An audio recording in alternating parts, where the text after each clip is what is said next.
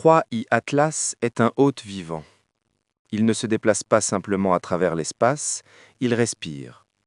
Sur les dernières images captées par la sonde chinoise Tianwen-1, son corps semble pulser, s'illuminer et s'éteindre, comme si un cœur invisible battait en lui. Les scientifiques s'attendaient à un bloc de roche gelée, un fragment inerte venu des confins du cosmos. Mais à la place, ils ont observé une lumière organique, un éclat qui réagit aux tempêtes solaires, comme un être sensible à la chaleur des étoiles. 3I Atlas agit comme s'il était vivant.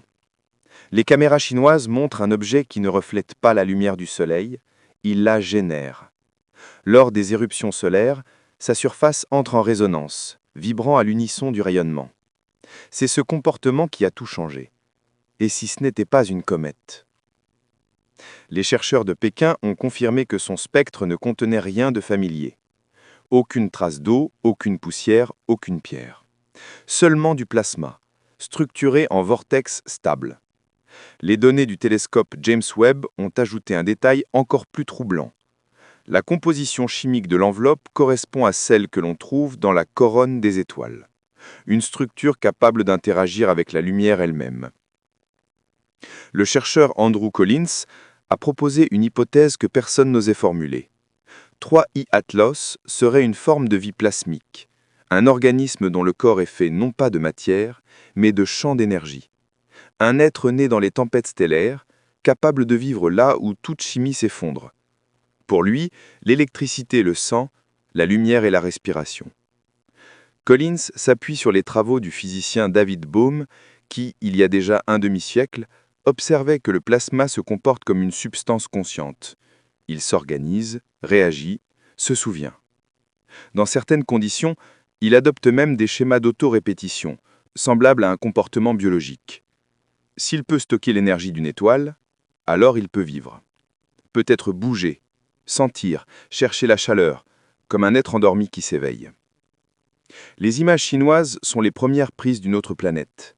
Autour de Mars, 3I Atlas rayonne, et ses pulsations suivent exactement le rythme du champ magnétique solaire. Ce n'est pas une coïncidence. Certains parlent de résonance solaire, un dialogue silencieux entre l'étoile et cette entité lumineuse. Dans les laboratoires de l'Académie chinoise des sciences, les modèles numériques montrent que la membrane de plasma agit comme un capteur géant, sensible aux moindres variations du rayonnement. Autrement dit, l'objet ressent la lumière. Tout dans ses réactions semble organique. Mais s'il n'est pas une comète, alors qui est-il? Plusieurs astrophysiciens envisagent désormais l'idée d'un organisme bioplasmique, une forme de vie née du vide interstellaire. Pour elle, le feu des étoiles n'est pas destructeur, il est vital. Ces êtres se nourrissent du rayonnement, dérivant d'un système à l'autre, laissant derrière eux des traces invisibles, comme un souffle dispersé dans le cosmos. En comparant sa trajectoire à celle de Oumuamua, les astronomes ont découvert d'étranges similitudes. Les deux objets ont accéléré sans raison apparente, aucun n'a laissé de queue cométaire, et tous deux ont émis une énergie que l'on ne peut expliquer. Et si nous avions affaire non pas à des corps isolés, mais à un peuple de voyageurs stellaires? Des organismes lumineux dérivant dans la nuit intergalactique depuis millions d'années. Certains les appellent les bâtisseurs d'étoiles. Des formes de plasma capables de concentrer la matière, d'allumer de nouveaux soleils et de catalyser la naissance des mondes. Si cela est vrai, 3I Atlas ne serait pas un simple visiteur, mais une partie du cycle créateur de l'univers, un architecte cosmique.